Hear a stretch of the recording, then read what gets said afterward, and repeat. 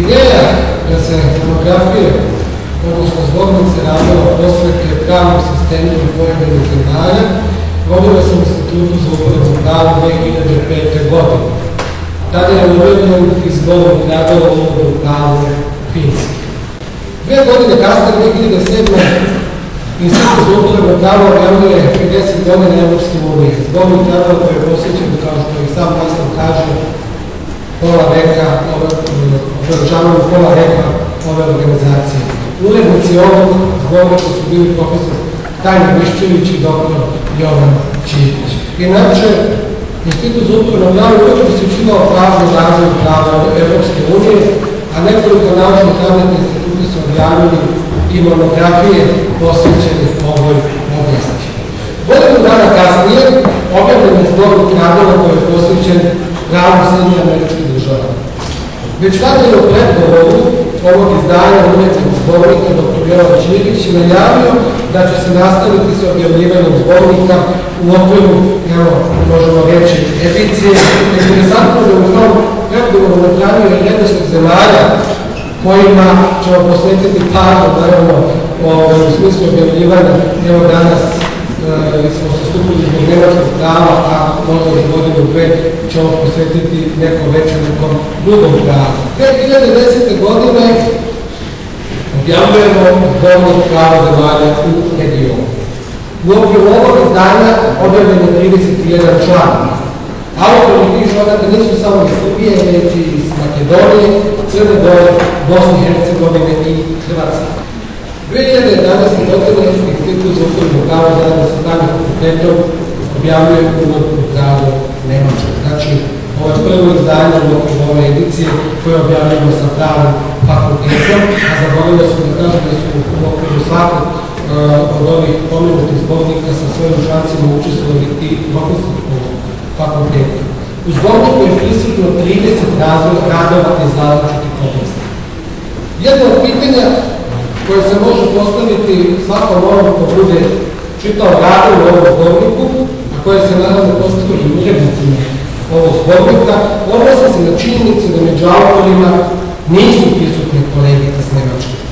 Sigurno je da niko bolje ne poznaje nemačko pravo od nemačkih prava, ali sa druge strane postavilo se pitanje da li je bolje da autori iz Srbije predstave svoje shvatanje pojedinih instituta iz nemačkog prava i uporedili se institutima, zakonodavstvom i sudskom praksom kod nas.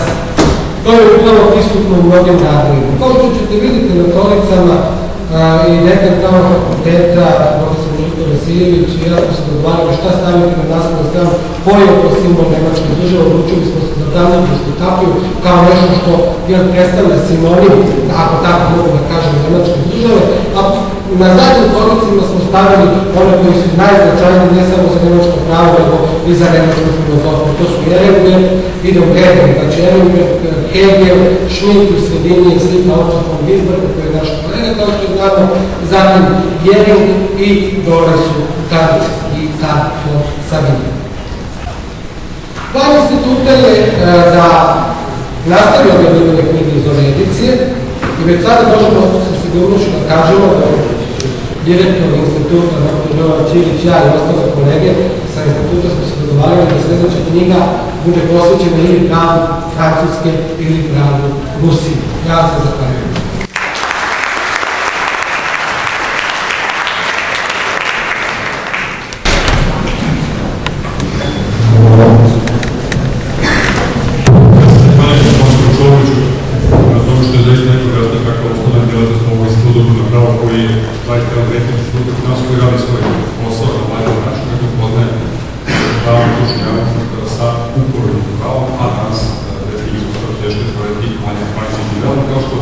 I rijetko reći koji su grupu na pravo, dr. Jovan Ćirić, koji je direktor čovjek koji najzvučniji i veoma najkrivniji vezan neke za sve ove kakve izvojite. Hvala, profesore Šulić, sektor zastupnici, sektor primi. Za jedno za drugo, vaša ekscelencija, gospodine predsjedniče Ustavnog suda, gospodine Birne, dame i gospodo, dragi kolege, pre svega želim da vam se zahvalim što ste se ipak u jednom pristojnom broju odazvali našu pozivu ovdje s obzirom na ove vremenske neprilike koje su posljednjih dana u Beogradu. Ja zaista sam zadovoljan što se dogodilo to što se dogodilo s ovom knjigom, a moram da kažem kakva je neka predistorija ove knjige. Mi smo naime, kao što je moj kolega Vladan Čolović rekao, već nekoliko godina objavljujemo slične knjige o pravu drugih zemalja, dakle, ali naravno ne slučajno Nemačka. Objavili smo knjigu samo inicijativno i onda je nekako ta knjiga dospela u ruke kao u nekom filmu prave vrednosti ipak nađe put, svoj put, dospela je u ruke gospodina Pirnera i ljudi iz fondacije IRZ i onda je on došao jedan dana kod mene i raspitivao se o toj knjizi da li bi mogli oni da je kupe i da je dalje distribuiraju u Sarajevo, Podgoricu i Skopje i druge zemlje iz regiona gde se govori sličan jezik, gde se razume ovaj jezik koji mi ovde danas govorimo. Naravno da sam ja i tada i sada bio strašno ponosan na to, jer zaista nije mnogo situacija gde Srbi naprave neki proizvod, a da to nije Đoković, i da ga tako uspešno i dobro plasiraju u svet i da dođe prosto Nemci i da pitaju da li mogu da ga kupe.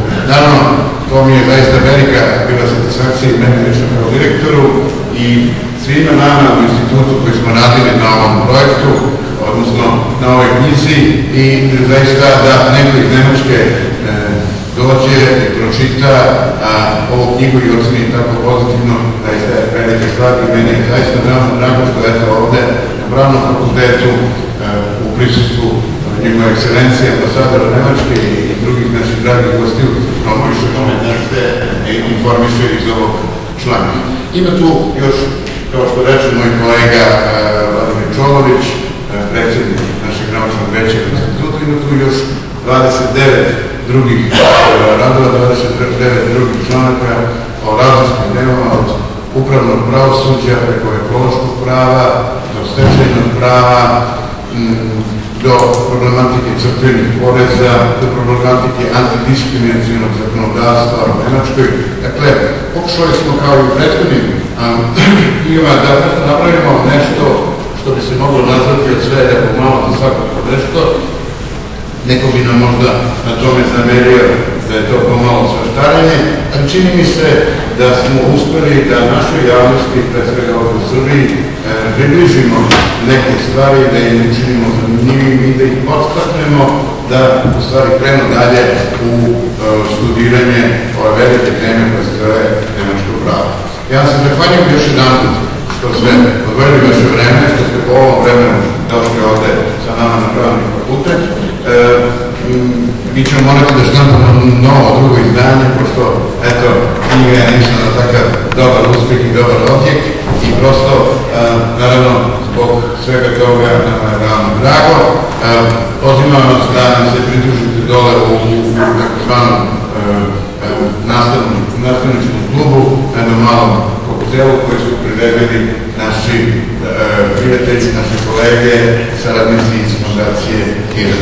Dakle, hvala vam još jedan put i izvolite